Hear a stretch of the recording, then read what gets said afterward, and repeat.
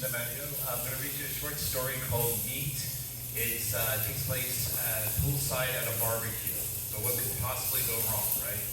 Okay, here we go. If you squint while taking a bite, I assure you it will taste like real meat. No one accepted Turner's claim about her chicken-tasting tofu, though a few gave polite nods. The poolside barbecue carried on, with country pop playing in the background. A volleyball game kept the guests distracted. No one noticed the unopened box of Lester's burgers and meats beside the grill. Turner had signed for it earlier when a delivery driver, his truck unmarked, his demeanor strangely hurried, handed it to her. "Enjoy," he murmured, his voice trailing as he practically jogged back to the truck. She barely had time to register the odd form of the packaging before dropping it off on top of a cooler and forgetting about it. "Burgers, anyone? I've never tried these before. Anyone heard of Lester's?" Bob asked, flipping the package over. The label said, "We packed them fresh, out of the box and into the bun." A few laughs followed as he tore open the box and slapped the patties on the grill. Turner turned away from the sizzling meat, retreating into the house to escape the smell. She pulled out her phone, searching for Lester's burgers and meats. Nothing. No website, no reviews, no distributor listings. The first round of burgers hit the plates. "Medium rare, anyone?" Bob called. Turner glanced up. Several guests dug in enthusiastically. One man finished his burger in under a minute. Then another. Another guest licked grease from his fingers before pushing forward. "Another round, Bob." Turner frowned. The way they devoured the food was off. "I want mine rare." "Me too, move." A man shoved past another, grabbing a half-cooked patty straight off the grill. Bob recoiled. "What the hell?" Before he could react, a neighbor lunged at him, teeth sinking into his neck. Bob screamed, staggering back, blood spraying against the patio tiles. The crowd froze, only for a moment, before turning on each other. Turner stared through the glass door, her breath catching in her throat. Outside guests tore at the raw meat, some shoving fistfuls into their mouths, others biting into each other. A wet thump hit the glass. A woman in a class of 2001 t-shirt stood there, her hands smeared red, eyes wide in terror. "Help me!" Turner hesitated, then reached for the handle. But before she could unlock the door, a pair of hands yanked the woman back. She screamed as teeth sank into her throat.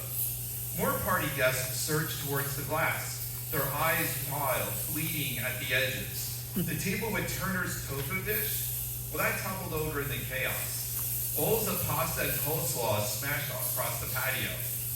They didn't even notice. All they wanted was meat. Turner stumbled back, hands shaking as she fumbled with the lock. The door shuddered as someone or something slammed against it. She ran into the hallway, past the guest room, and into the downstairs bathroom. Locking the door, she pressed her back against it, her heart hammering against her ribs. The handle jiggled violently, then more pounding. Her phone vibrated. Tyler's name lit up the screen. She dropped the toilet paper stand she had grabbed as a weapon, then swiped to answer. "Call the police. Everyone is going nuts. They're eating each other." Tyler laughed. "What kind of party am I missing?" "It's not a joke. Help.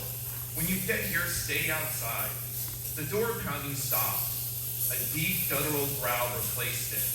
Something scratched at the wood. First, a distant scream, then silence. Turner listened.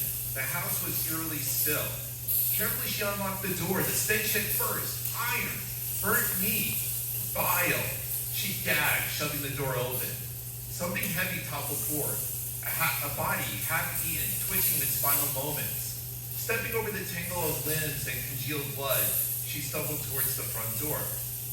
"Turner, where are you?" She looked up. Tyler stood outside, scanning the area. Bodies blocked her path, some missing chunks of flesh, others slumped in unnatural positions. She tiptoed around puddles of gore, avoiding what remained of her former coworkers. "They all went berserk," she whispered. Could tainted meat really cause people to do this? Tyler shrugged.